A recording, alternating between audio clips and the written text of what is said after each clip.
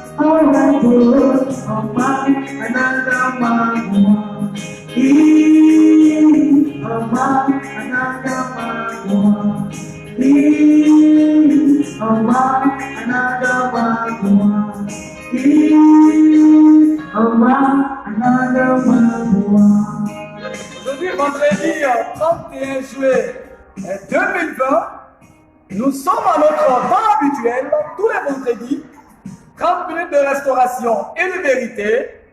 Nous démarrons notre moment. Saint-Esprit, merci pour ta présence. Que ton règne vienne et que ta puissance nous fasse du bien. Au nom puissant de Jésus. Amen. Et bien aimés, nous allons partir aujourd'hui avec un Samuel 30 verset 1 au verset 20. 1 Samuel 30 verset 1 au verset 20. Lisons la parole de Dieu. 2 jours plus tard, lorsque David arriva à Siklag avec ses hommes, les Amalécites avaient lancé une attaque dans le Negev et à Siklag. Ils avaient détruit et brûlé Siklag. Après avoir fait prisonnier les femmes et tout ce qui s'y trouvait, petits et grands, ils n'avaient tué personne, mais ils avaient tout emmené et s'étaient remis en route. En arrivant à la ville, David et ses hommes virent qu'elle était brûlée et que leurs femmes, leurs fils et leurs filles avaient été faits prisonniers. Alors David et la troupe qui l'accompagnait se mit à pleurer à tout haut jusqu'à ce qu'il n'ait plus la force de pleurer. Les deux femmes de David, Achinoam de Israël et Abigail de Carmel, la femme de Nabal, avaient été emmenées.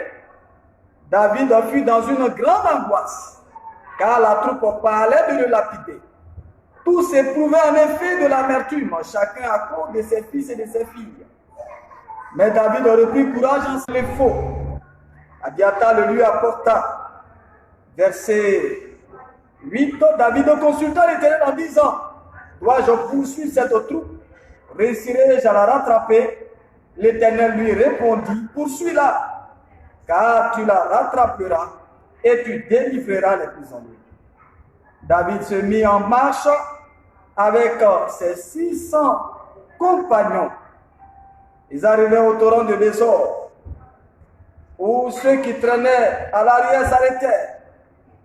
David continua la poursuite avec 400 hommes, tandis que 200 s'étaient arrêtés, trop fatigués pour passer le torrent de Bésor. Ils le trouvèrent dans les champs égyptiens qu'ils conduisirent vers David. Alors, David lui dit, on va sauter un peu, arriver au verset 15. David lui dit, veux-tu me faire descendre vers cette troupe?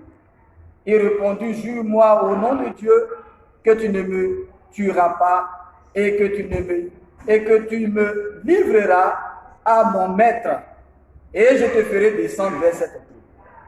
Il lui servit ainsi de guide. Son ennemi égyptien va lui servir de guide. Les Amalécites étaient dispersés dans la région, ils mangeaient, buvaient et dansaient à cause du grand butin qu'ils avaient pris au pays des Philistins et de Juda. Verset 17. David leur porta des coups depuis l'aube de ce jour-là jusqu'au lendemain soir, et aucun d'eux ne put s'échapper, excepté 400 jeunes hommes qui montaient sur des chameaux et s'enfuirent. David sauva tout ce que les Amalécites avaient pris, et il délivra aussi ces deux femmes.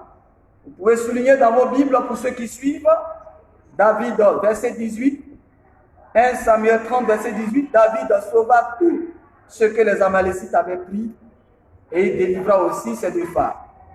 Il ne leur manqua personne, ni petit, ni grand, ni fils, ni fille, ni quoi que ce soit du butin, ni rien de ce qu'on leur avait enlevé. Vous pouvez souligner ça aussi. David ramena tout. Mais bien aimé, c'est un texte très émouvant qui met en exergue une histoire palpitante. Alors restez connectés pour qu'ensemble nous puissions défricher, décortiquer ce que le Seigneur est en train de nous révéler à travers les Saintes Écritures. Pour nous permettre de mieux être outillés, nous allons nous situer dans le contexte historique de ce passage. Qu'est-ce qui a bien pu se passer auparavant? David était poursuivi par le roi Saül, roi d'Israël que Dieu avait rejeté. Et le roi Saül, dans sa poursuite, parce que ce roi, il avait désobéi à Dieu, il cherchait donc à tuer David. David essayait de se cacher, mais à maintes reprises, Dieu livra Saül entre les mains de David. Mais David a dit une chose très importante, il dit, je ne porterai jamais la main sur loin de l'Éternel. David avait été choisi par Dieu, Saül avait été rejeté par le Seigneur. David avait été choisi pour régner sur Israël, mais il devait attendre son temps. Son temps n'était pas encore arrivé pour régner. C'était pour le moment, c'est vrai que Saül avait été rejeté, mais Saül était dans son temps. Vous savez, Dieu ne fait rien par hasard. En tant que serviteur de Dieu, jeune serviteur de Dieu, nous devons, mes bien-aimés frères et sœurs, avoir de la considération pour les aînés. David a dit, je ne porterai jamais la main sur loin de l'Éternel. Ceux qui ont commencé le ministère avant toi, tu dois apprendre à leurs pieds et tu ne dois jamais porter des coups, n'est-ce pas, aux soins du Seigneur. Parce que c'est des pères dans la foi. Alors des pères dans la foi qui ont commencé, qui ont été les pionniers de l'évangile ici en Côte d'Ivoire et partout. Plusieurs sont des mentors, des gens qui ont commencé, des anciens dans le ministère. On a toujours besoin de leurs conseils, de s'accrocher à ces pères. Il y en a qui évoluent et qui n'ont pas de père spirituel qui n'ont pas de mentor. C'est vraiment dommage.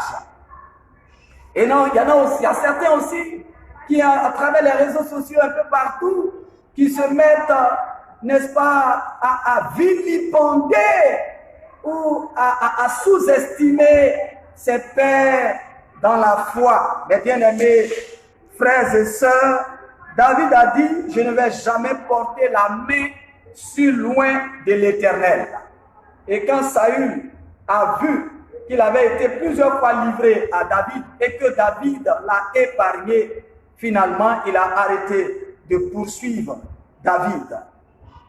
Et dans la fuite de David, David et ses hommes sont allés se réfugier chez les Philistins, dans le territoire de Siclag. Dieu a disposé le cœur du roi Akish, roi de Gath, roi des Philistins, en faveur de David et de ses 600 hommes. David était avec 600 hommes. Il avait été choisi par Dieu alors que Saül avait été rejeté. Mais David attendait son temps. Souvent, Dieu appelle certains serviteurs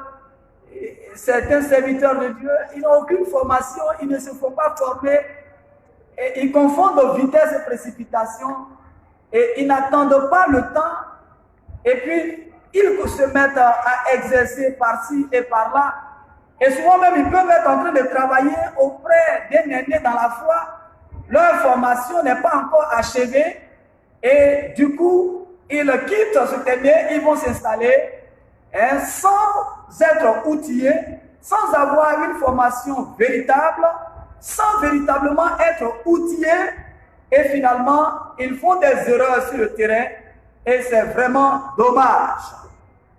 Il faut attendre ton temps. David a su attendre son temps, parce qu'il savait Dieu l'avait choisi, mais il fallait attendre son temps. Ne sois pas pressé, il faut attendre ton temps, il faut faire la formation, il faut apprendre auprès de ton père spirituel jusqu'à ce que le moment arrive et que ton père dise, mais écoutez, c'est le temps pour toi, vas-y mon fils. Que Dieu nous bénisse. Mais bien aimé, dans ce test, nous voyons, le test que nous venons de lire, nous voyons que David et ses hommes étaient en déplacement. On leur avait donné le territoire de Siclag. Le roi des Philistins, le roi Akish, leur a donné le territoire de Siclag. Les ennemis d'Israël, voyez-vous, mes bien-aimés, la Bible dit dans Proverbe 16, le verset 7, quand l'Éternel approuve les voies d'un homme, il le dispose favorablement à son égard, même ses ennemis. Waouh, formidable. David était en cavale, il avait besoin d'un territoire pour se réfugier avec ses 600 hommes, avec leurs femmes, leurs enfants et tout ça. Ils avaient besoin d'un territoire, Dieu va disposer le cœur du roi des Philistins, n'est-ce pas, le roi de Gath, qui va disposer, qui va donner tout un territoire à David, le territoire de Siclag. Dans le texte que nous venons de lire, nous voyons que David et ses hommes étaient en expulsion. Et à leur retour, ils arrivent pillés, ils ont brûlé la ville et ils ont emporté avec eux les femmes de David et les femmes de ses compatriotes, les enfants, tous ont été emportés, n'est-ce pas, dans le territoire des Amalécites. C'était vraiment une situation terrible. Le thème que je veux développer avec vous en ce moment, en ces 30 minutes de restauration et de vérité, c'est tu récupères ce que tu avais perdu au nom de Jésus. Je ne veux pas parler au futur. Je veux te parler au présent pour te dire que tu récupères maintenant même. Dieu te donne de récupérer maintenant même ce que tu avais perdu au nom puissant de Jésus-Christ. Mais bien aimé, voici un homme, David, que Dieu avait choisi pour régner sur Israël. Il n'était pas encore venu, n'est-ce pas, au trône.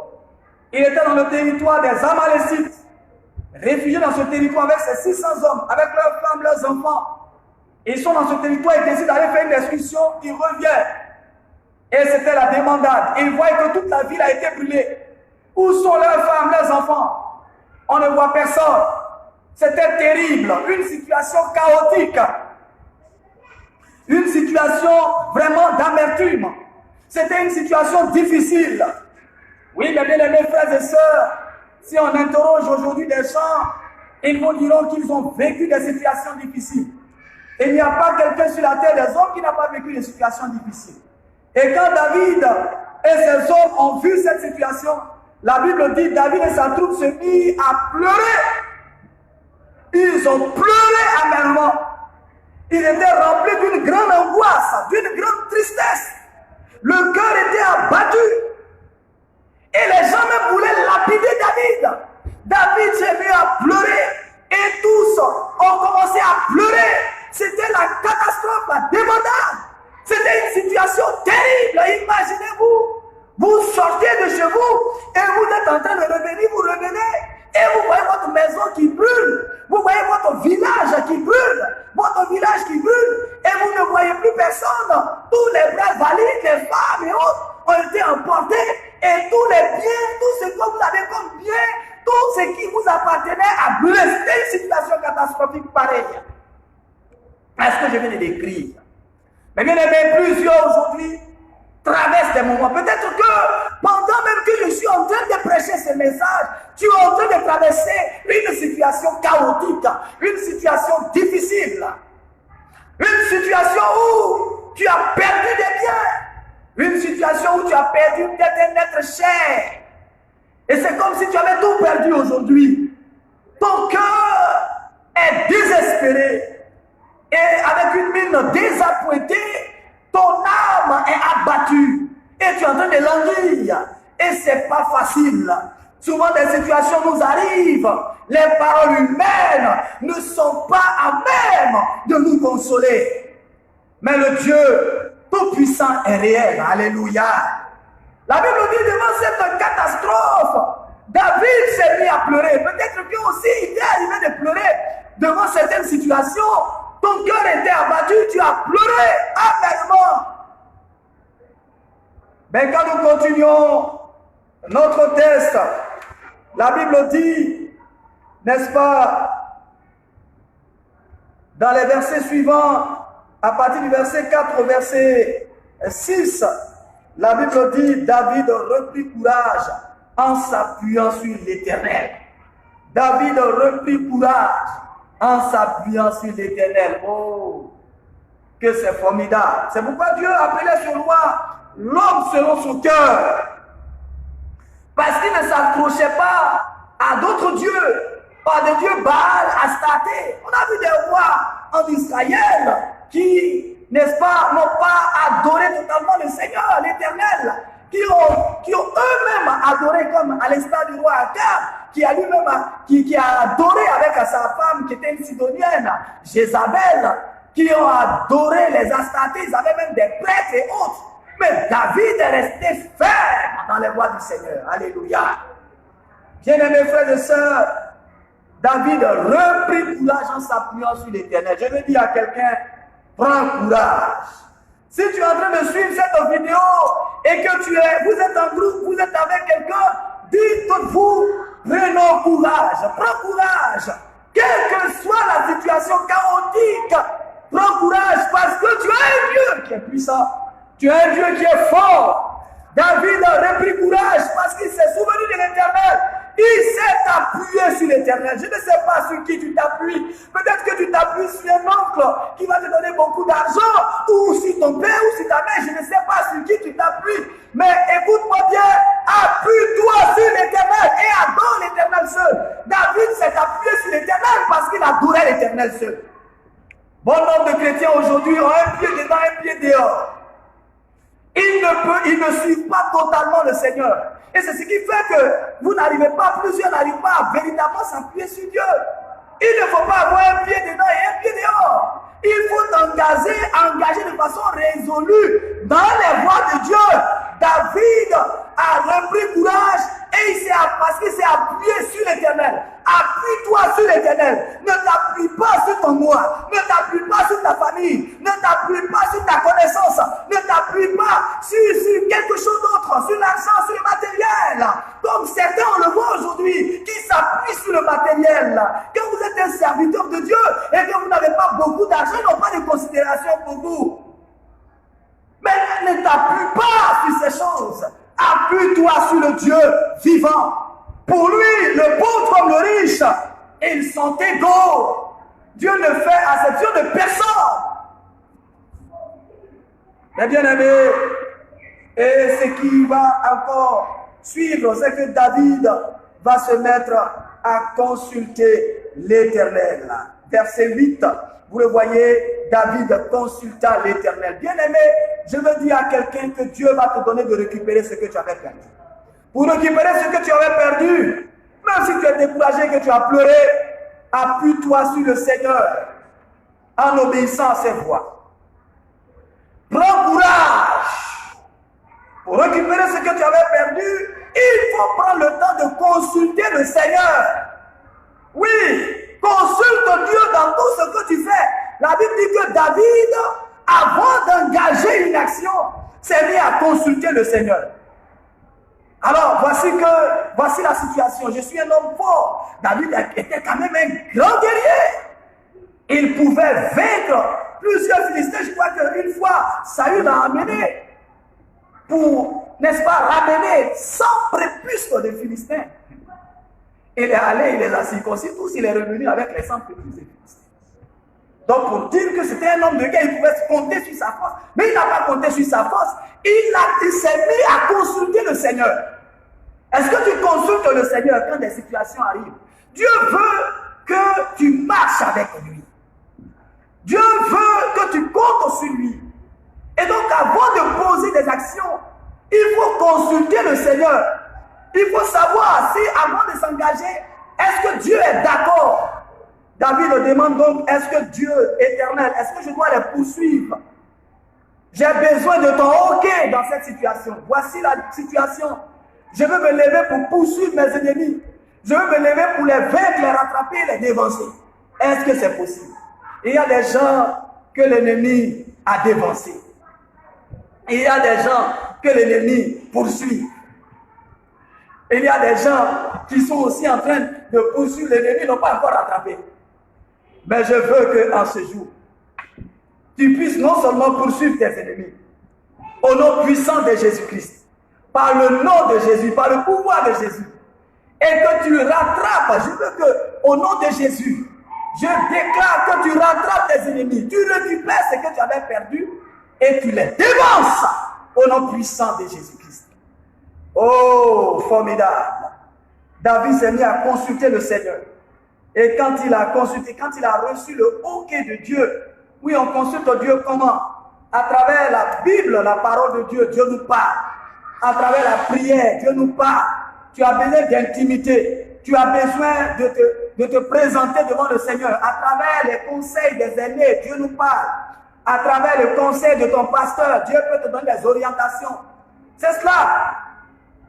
Donc, des hommes peuvent te dire des choses, mais il faut que tu aies la confirmation. À travers la paix dans ton cœur, Dieu peut te dire, te donner ce signe-là, pour savoir qu'effectivement, la voie que tu veux prendre est la voie idoine. Et quand David a reçu la réponse du Seigneur, il est parti avec ses 600 hommes pour aller combattre. Et sur la route, sur le chemin, 200 se sont arrêtés. 200 hommes se sont arrêtés parce qu'ils étaient fatigués. Et finalement, il avait besoin d'une grande armée puisque les Philistins, les Amalécites, c'était un peuple très nombreux, un peuple très puissant. Donc il avait besoin d'une grande armée. Ils ne sont pas nombreux. Ils sont 600 et il y a 200 qui s'arrêtent en chemin. David pouvait se décourager, mais il a laissé les 200 et il a avancé avec les 400 hommes. Je veux dire à quelqu'un, même si des gens t'ont abandonné, écoute bien ce message.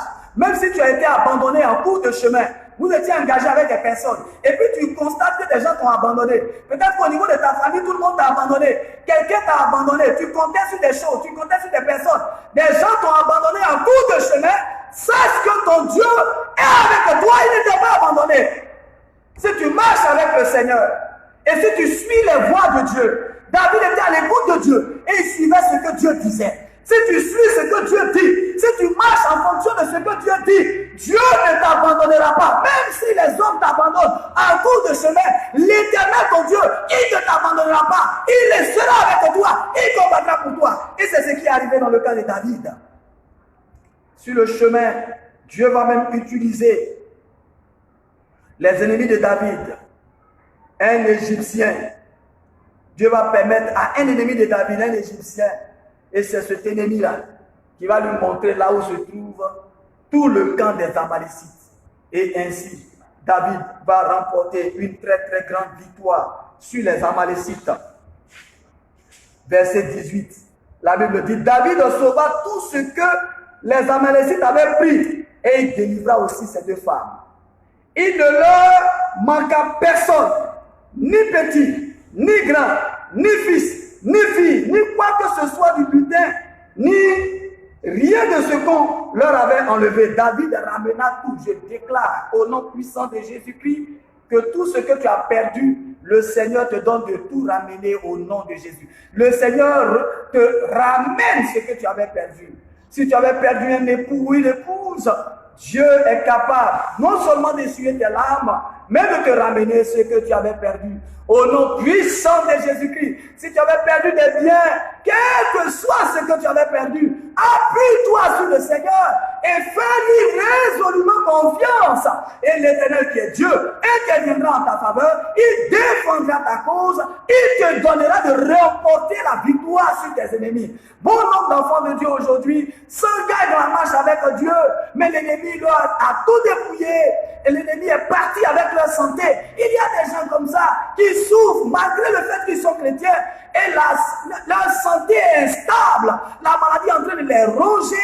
Laisse-moi te donner cette parole d'espoir. De la même manière que David a tout récupéré, Dieu te donne de récupérer l'espoir. Il te donne de récupérer la guérison. Il te donne de récupérer ta joie que tu avais perdue. Il te donne de récupérer ton bonheur que tu avais perdu. Il te donne de récupérer la santé, la grâce que tu avais perdue. Peut-être que quand tu regardes en arrière, tu te dis mais que tu as perdu des années, que tu as perdu des années. Mais ton Dieu avec Dieu, si tu marches avec Dieu, tu marches avec le Seigneur Jésus-Christ, tu ne vas jamais regretter parce que ce que tu penses avoir perdu, Dieu est capable de multiplier ses grâces dans ta vie et de te bénir infiniment au-delà de tes pensées et au-delà de ton imagination.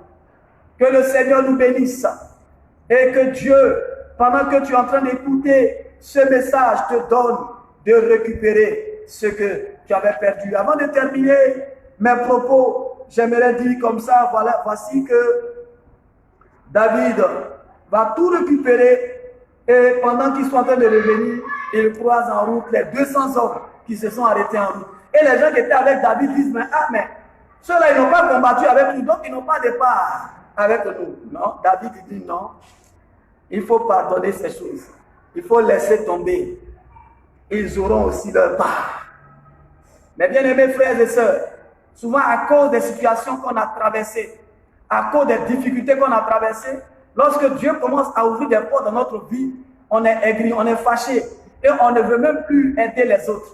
On tient compte de ce qui s'est passé avant et on garde des choses dans notre cœur. Dieu ne nous a pas appelés à ces choses. Dieu nous a appelés à manifester l'amour. Dieu nous a appelés à faire du bien, même à celui qui t'a fait du mal, même à celui qui t'a abandonné. Même si c'est un parent qui t'avait abandonné, Dieu t'amène à lui faire du bien. C'est comme ça que tu pourras aussi lui prêcher l'évangile. Et c'est comme ça qu'il pourra se donner au Seigneur. Même s'il connaissait le Seigneur et qu'il t'a fait du mal, qu'il t'a causé du tort, toi, fais-lui du bien en retour. Et Dieu qui est fidèle continuera de t'élever, continuera de te bénir. Et c'est comme ça, David agissait sans rancune. David agissait sans rancune. Il manifestait toujours l'amour. Et c'est pourquoi les portes s'ouvraient devant lui. Et Dieu lui donnait d'avancer. Je vais parler à quelqu'un en cette période électorale.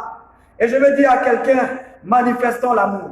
En cette période électorale, même que tu fasses partie d'un parti X ou d'un parti Y, sache que tu fais partie du même pays. Nous faisons tous partie de ce même pays, de la Côte d'Ivoire. Nous sommes tous dans ce même pays. Et il faut manifester l'amour. C'est à cela, nous enfants de Dieu, c'est à cela que le Seigneur nous amène. Si tu manifestes l'amour et que l'autre en face veut manifester la haine, l'amour finira par triompher. L'amour finira par triompher. L'amour finira par triompher. Il faut pardonner à autrui. Ne tiens pas compte du comportement, de l'attitude d'autrui pour agir. Mes bien-aimés frères et sœurs, si nous voulons que Dieu nous donne de récupérer ce que nous avions perdu, si nous voulons que Dieu continue de nous élever, Dieu continue de nous arroser, alors continuons de marcher dans l'amour de Dieu au nom de Jésus. Amen. Que Dieu nous bénisse. Je veux prier pour quelqu'un qui a perdu quelque chose. Que le Seigneur te donne de récupérer ce que tu avais perdu au nom puissant de Jésus. Je veux prier pour quelqu'un qui avait perdu des biens, qui a perdu la joie. Que le Seigneur te fortifie en ce moment précis. Si ta santé était menacée, était attaquée, je prie que le Seigneur te guérisse de toute maladie, qu'il te libère, qu'il te restaure de toute attaque, de toute situation difficile que tu traverses au nom puissant de Jésus. Que le Seigneur te renouvelle tes forces au nom puissant de Jésus. Amen. Je veux prier pour quelqu'un qui est malade. Que le Seigneur, pendant que tu es en train de m'entendre, pendant que tu es en train d'écouter, que le Seigneur te guérisse de toute maladie au nom puissant de Jésus-Christ. Amen. Amen. Bien-aimés, vous pouvez retrouver ce message sur ma page Facebook et vous pouvez le retrouver aussi sur YouTube. N'est-ce pas? Vous tapez Brouka Bernard. Tous nos messages sont, n'est-ce pas? Nous avons mis plusieurs messages déjà sur YouTube. Brouka Bernard. Vous tapez Brouka Bernard et vous allez voir, n'est-ce pas, quelques messages sur YouTube et vous pouvez vous abonner. Si vous avez aimé ce qui vient d'être dit à travers la parole de Dieu, vous pouvez aussi le partager pour que quelqu'un d'autre aussi soit béni en retour. Si vous n'avez pas aimé, ce n'est pas la peine de partager. Mais si vous avez aimé, alors il faut partager pour que quelqu'un d'autre aussi puisse en bénéficier. Soyez bénis, que la grâce et la faveur de Dieu soient sur nous. Amen.